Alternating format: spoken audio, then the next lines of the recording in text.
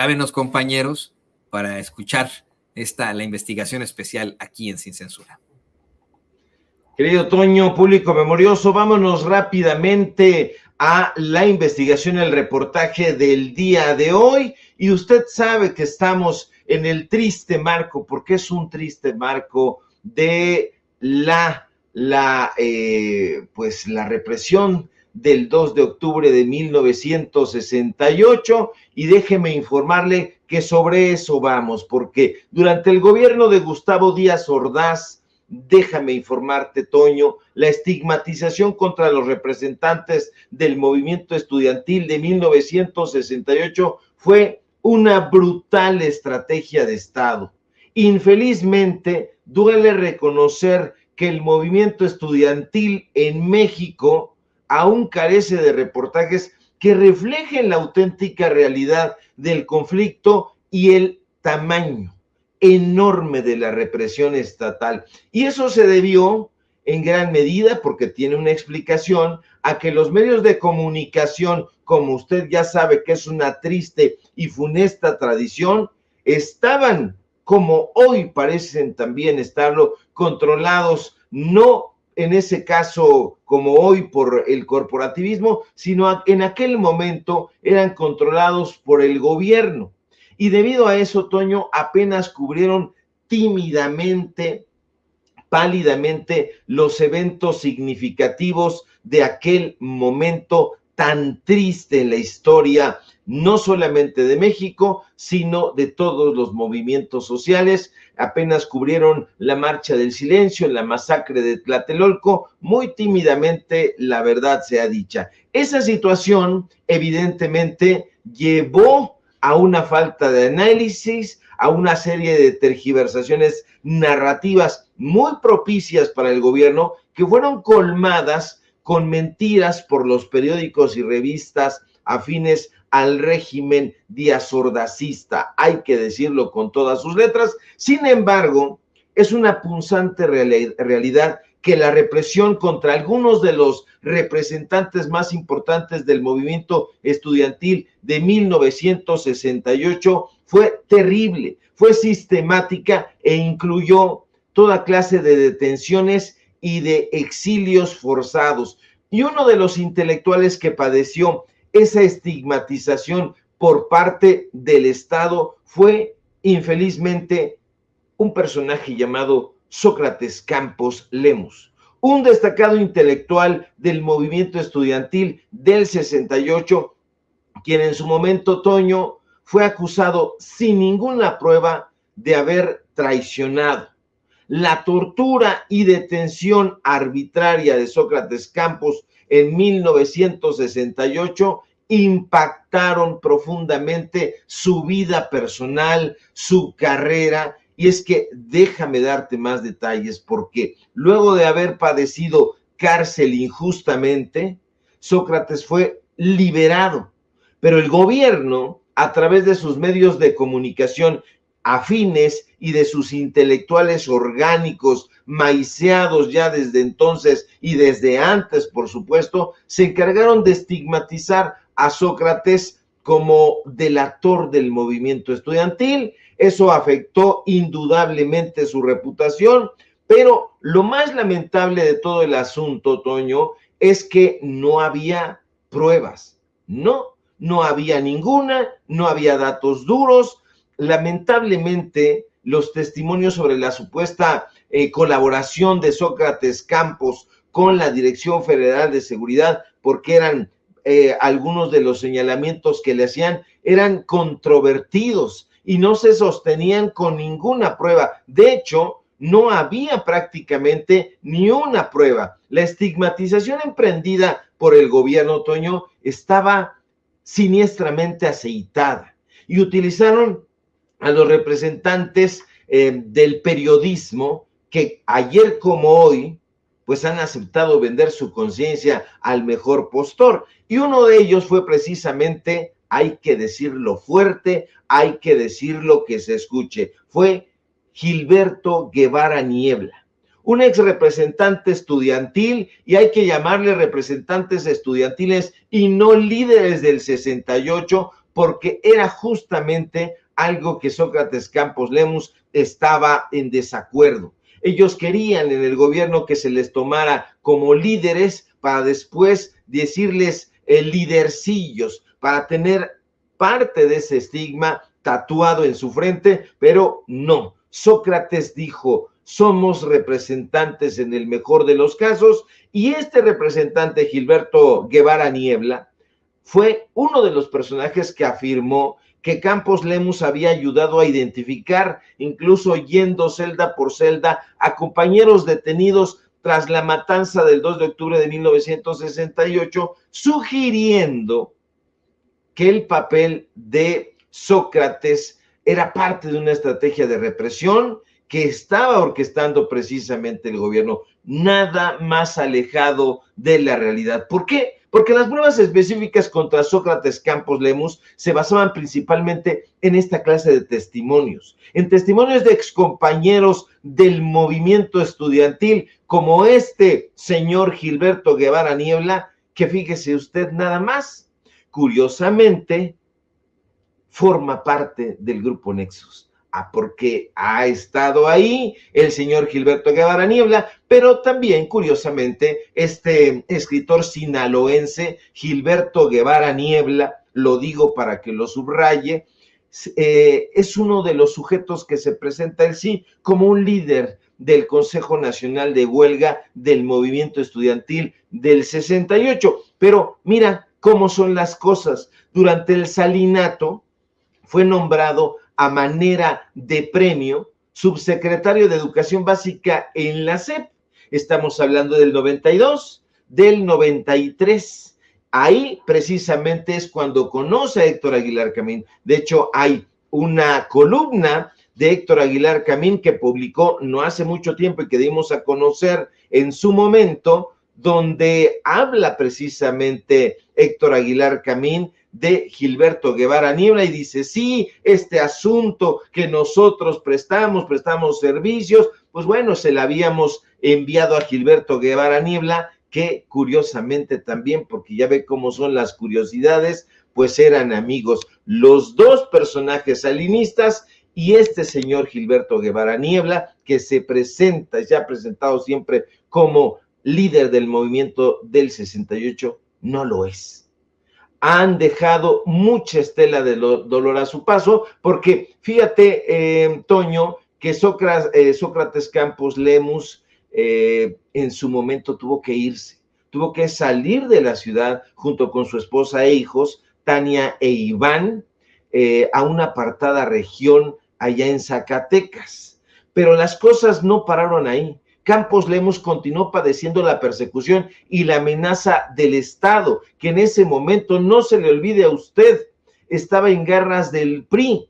Las versiones de Estado seguían sembrando la insidia, la estigmatización contra Campos Lemus. Llegaron a decir incluso, Toño, que cuando había estado en la cárcel era rechazado por los internos. Sin embargo, esa era otra mentira roñosa creada por los intelectuales que más tarde o más temprano, como en el caso de Gilberto Guevara, terminaron aliándose con el gobierno de Gustavo Díaz Ordaz y posteriormente con quien fue su secretario de Gobernación, el señor Luis Echeverría, este personaje sumamente siniestro. Lo cierto es que Sócrates Campos Lemus no era rechazado. Al contrario, fíjate, el actor y dramaturgo Alejandro Guerrero habla en exclusiva para nosotros aquí en Sin Censura sobre la amistad entrañable que tenía Sócrates Campos con José Revueltas, por ejemplo. Y le voy a pedir a mi querido don David que nos ponga el video de Alejandro Guerrero, por favor. Si consultamos los textos de Elena Garro o de José Revueltas, como Sócrates y los gatos en el caso de la primera, José Revueltas, México 68, Juventud y Revolución, grandes del cuento, de la prosa, de la narrativa, del periodismo, grandes poetas que vivieron el momento del 68 en carne propia, uno en la prisión, porque además él quería echarse encima la culpa de todo el movimiento para que soltaran a los chavos, ¿no? y Elena Garro cerca de Carlos Madrazo, del movimiento de Patria Nueva y todo lo que implicó, y justo de ahí, ¿no? De estos dos textos, yo lo que recomiendo es buscar también la verdad respecto a eso que se construyó como política y mecanismo de Estado y de silenciamiento contra Sócrates Amado Campos Lemus. Ahí, en Juventud y Revolución, el maestro Revueltas habla de la relación entrañable que mantuvo con Sócrates, las visitas de Simón Tomás Giraud, la esposa y compañera de Sócrates Amado Campos Lemus, y toda la forma, ¿no?, que había de alguna manera desconocida o que se ha conocido poco, porque los compañeros que estaban dentro de prisión con Sócrates ni lo detestaban, ni lo odiaban, ni decían que fuera un traidor. Al contrario, hay un momento muy interesante donde los presos comunes piden a Sócrates, ¿no?, de que era, pues, él era de abajo y no era de las élites, pues hay que decirlo así, dentro del movimiento, como lo fue Heberto Castillo. Pero se construyó esto de que fue, ¿no?, en algunos casos el ejército, la policía, la dirección federal, ¿no?, tras torturarlo, lo llevó de celda en celda supuestamente para acusar a cada uno y denostarlo y tener una ficha, un archivo contra cada uno de ellos, porque él había traicionado. El movimiento no era clandestino, el movimiento aparecía en los diarios, aparecía en revistas como ¿Por qué?, que es fundamental seguirle la pista con lo que pasa en esa revista después del 2 de octubre, que desaparece un montón de ejemplares. El gobierno también respecto a una entrevista de Sócrates y cuenta esto, de la entrevista armada del tinglado que le hacen en el campo Marte. Y bueno, eso, y leer también a Carlos Montemayor, La violencia de Estado en México antes y después del 68, fundamental en toda esta historia, en este rompecabezas. Pues ahí están las palabras del dramaturgo Alejandro Guerrero, que arroja bastante luz sobre este caso, Toño, pero hubo un elemento que podríamos llamar aún más pernicioso, porque Sócrates no fue el único que padeció esta estigmatización ni persecución de parte del Estado. Acuérdese usted que las personas generalmente no están solas. También hubo víctimas alrededor de Sócrates, y esa víctima principalmente fue su familia, y más dolorosamente los hijos de Sócrates. En la información que el gobierno de Andrés Manuel López Obrador, hoy expresidente de este país, decidió desclasificar en 2020, se puede comprobar que para estigmatizar a Campos Lemus hubo una doble rueda de prensa, la que le fue sacada bajo tortura y la que se dio en el set del campo militar solo para medios de comunicación, evidentemente aliados al régimen díaz-ordazista. Afortunadamente, la revisitación de la historia nos ha permitido encontrar las versiones silenciadas de los acontecimientos. No es una ocurrencia de este periodista, Toño. Están los datos duros ahí, están los archivos aquí en lo que era la mansión del delito Lecumberri, hoy convertido en el Archivo General de la Nación, y quien nos habla precisamente de primera voz es Tania Campos, justamente la hija de Sócrates Campos Lemus, y le voy a pedir a mi querido don David que nos ponga, por favor, el primer video. Tuve la fortuna, el privilegio, de verdad, muy agradecida por ello, de poder ser parte de los testigos de la declaratoria del Torreón Norte, de Lecumberri, hoy Archivo General de la Nación, como sitio de memoria. Esta declaratoria es muy importante porque nos permite recordar en ese espacio sucesos muy importantes durante la Guerra Sucia, del 68 también, por supuesto, pero no solo del 68, y estar ahí considerada mi familia como víctima indirecta de estos sucesos fue muy importante para mí, a pesar de lo difícil que es tener que declararse víctima, ¿no?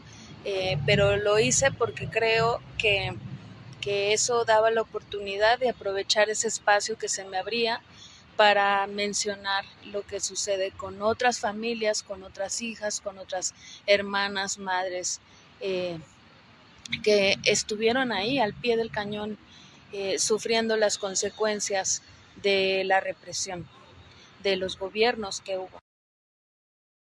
están las palabras, tremendas declaraciones muy reveladoras en propia voz de Tania Campos, que en diferentes fotografías que ha estado compartiendo mi querido don David, pues la puedo ver, ve las fotografías de Sócrates con Tania y con su hermano Iván, que tuvieron que salir, que tuvieron que buscar refugio en algún lugar allá en Zacatecas. Cuando regresa Sócrates, viene esta persecución, no aminora prácticamente durante todos los gobiernos. Afortunadamente, con la desclasificación de estos documentos importantísimos que fue a consultar la propia Tania Campos, que están en el Archivo General de la Nación, pues están estas revelaciones. Usted sabe muy bien que esa represión que culmina el 2 de octubre de 1968 en Tlatelolco, pues perpetró una masacre que resultó en gravísimas violaciones a los derechos humanos, por decirlo suavemente, Toño, incluyendo pues la violación del derecho a la vida, la violación a la libertad de expresión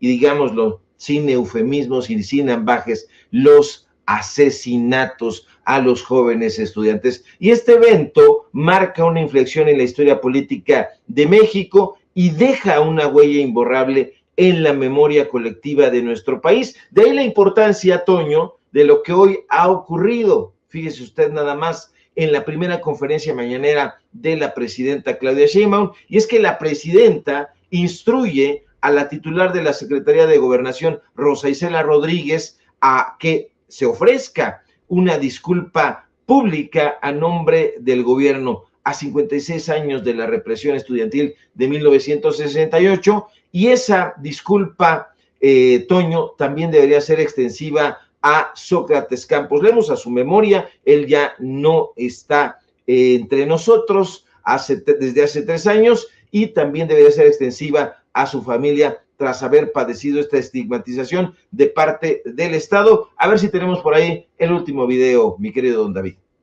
Agradecerte, querido Ricardo Sevilla, por tocar el día de hoy un tema para mi familia importante, que es pues la historia de mi padre y lo que pasó con él a raíz del movimiento del 68.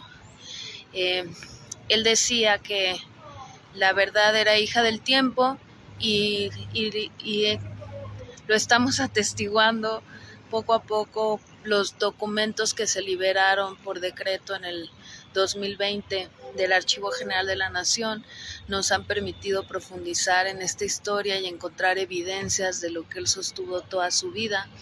Y bueno, pues solamente decirte que para mí es muy importante tener este espacio, que abras este espacio, que nos abran este espacio para decir claramente: Sócrates Campos Lemus no traicionó ni al movimiento ni sus convicciones, pero esto es importante decirlo no solamente por él, que desafortunadamente ya no está.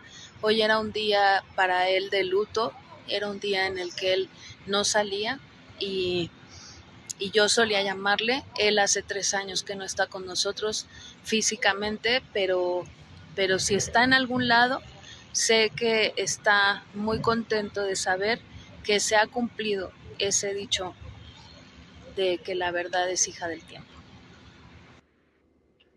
Pues ahí están los testimonios de primera mano, en exclusiva esta mañana aquí en Sin Censura, mi querido Toño, para que no vayan a decir, si no nos cree, que sería lo deseable.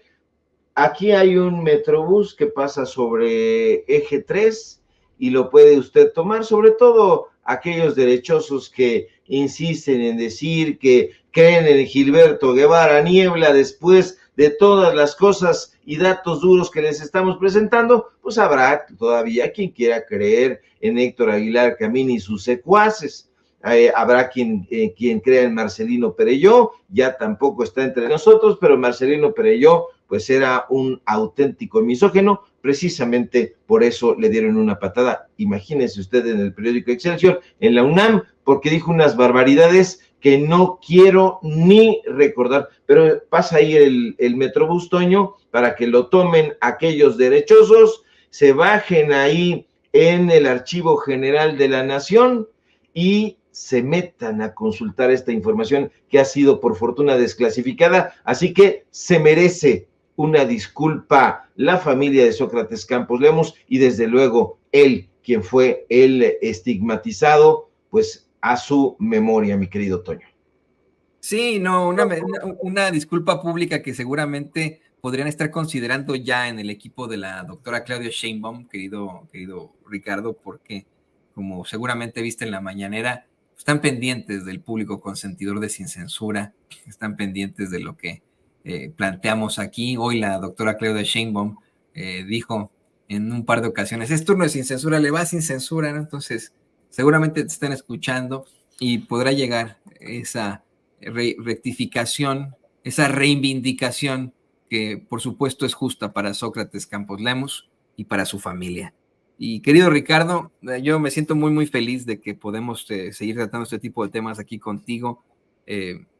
Me puse a pensar en el Palacio Negro de Lecumberri, en las veces que he estado ahí, también, ¿no? Para hacer investigaciones, reportajes, ¿no? Que he tenido yo también ahí. Mira, hacer un par de reportajes en el Palacio Negro de Lecumberri, hoy siendo nuestro archivo general de la nación, pero teniendo un pasado muy oscuro precisamente por el conservadurismo que se niega a morir en México. Fue en lugar pues vamos, el gobierno de Porfirio Díaz destinar algún tipo de presupuesto para que saliera adelante el pueblo de México con algún programa de justicia social, fue lo mismo que hizo Calderón al pegarle un garrotazo al avispero, poniendo una prisión que pues más bien creó condiciones para la tortura, para la violación de los derechos fundamentales.